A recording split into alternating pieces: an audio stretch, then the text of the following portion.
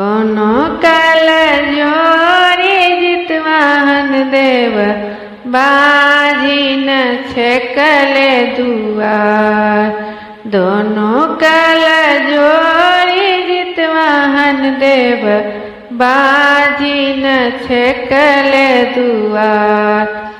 उठियो चितवाहन देव दर्शन दियो हमार। उठी न चितवाहन देव दर्शन दीन हमार। कौन करन जितवाहन देव गोदिया सुन हमार। कौन कसूर जितवाहन देव पुतव न दिहली हमार। एक ही बालकव के कारण सगरो लागे अन्हार। एक ही बालकव के कारण सगरो लागे अन्हार। कार्तिक ने हलनती वही आगहन कैलाए तवा। कार्तिक ने हलनती वही आगहन कैलाए तवा।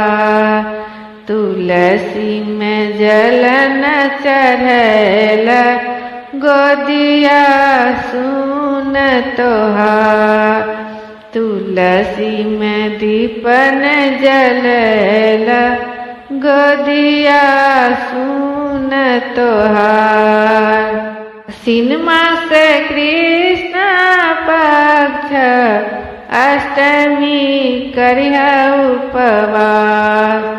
आश्विन मास कृष्ण पक्ष अष्टमी करिहा उपवास। भरी जत गोदी में बलकवा सगरो होए तया जोर।